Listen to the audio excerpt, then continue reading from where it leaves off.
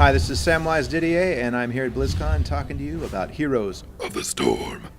So Sam, talk about how the transition was made from what was known as Blizzard Dota to Heroes of the Storm. Well, we started off a few BlizzCons ago with we wanted to show an example of our, our tools that we have. So we need to make a map. Let's make something kind of cool. So we made one that I think was either all or largely all StarCraft art. And we had a bunch of people in line wanting to play it. They love these style of games, and we're like, wow, this is kind of cool, man. Maybe they can be a little bit more than a mod map.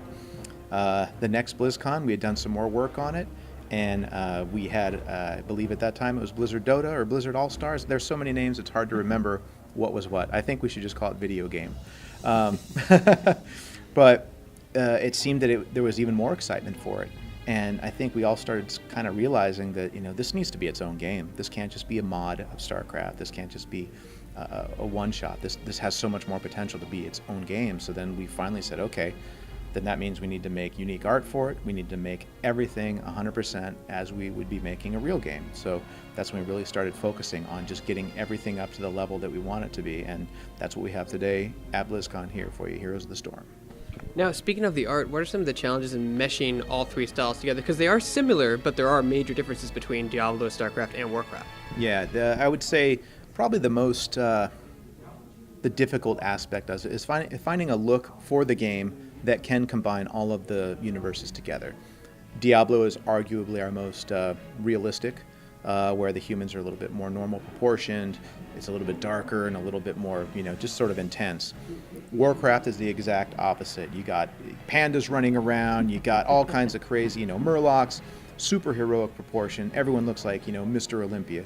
And then StarCraft kind of falls in the middle where you have the big proportion characters, but a lot of that is because they're either monstrous Zerg or Protoss or in, space marine armor.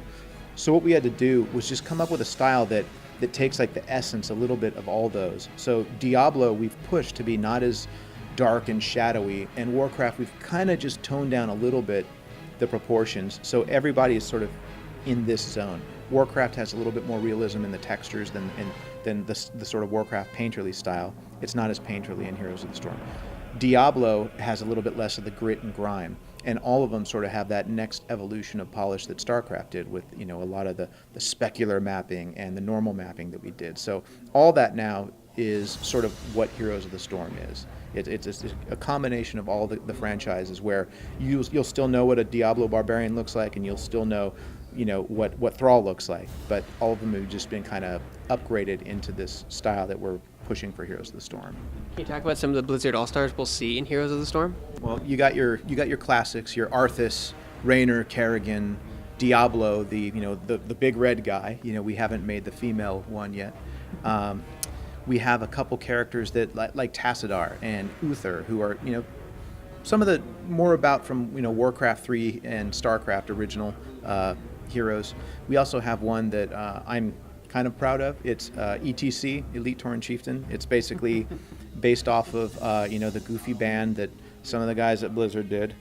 But he's a Tauren guy with giant guitars on his back, and all of his abilities are things like power slide and stage dive, and so while we have the classic Blizzard heroes and the ones that are really integral to the lore, we do have the ones that are kind of just having fun with this game. We're not going to sit there and try to alienate the people who like the humor of the game, but we're also not going to make Arthas goofy and all that for people who really love our characters and want them to be as serious as they are.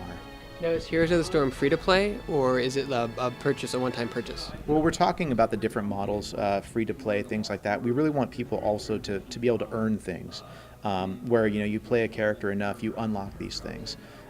We're still, like I said, talking about how we exactly want to market it. So, I just want to make the cool art, whether it's unlocked, whether it's bought, whether it's given away for free. You're still going to get the same, killer artwork that we've been doing for all of our games. Talk a little bit about the gameplay. Like, you've played probably a lot of it. Like, what do you think about can you describe the gameplay for someone who has not seen it or played it yet? Mm-hmm. Well, the game is super fun, and I'm not trying to just sugarcoat that. Like, I've had so much fun playing this game.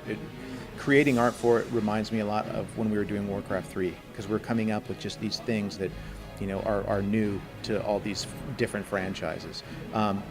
But the game is fun because anyone who's played a Blizzard game is going to immediately know these heroes and kind of know what they do. They may not do every single thing that they can do in the raid or from StarCraft or Diablo, but when you see the barbarian whirling around, whoa, you know, like doing, you know, or you see, you know, Kerrigan just mauling people in there, and you know, you got a little bit simpler, you got Reyna running around with his big old Gauss rifle. I mean, there's a lot of just real iconic things about these guys that you're going to immediately know.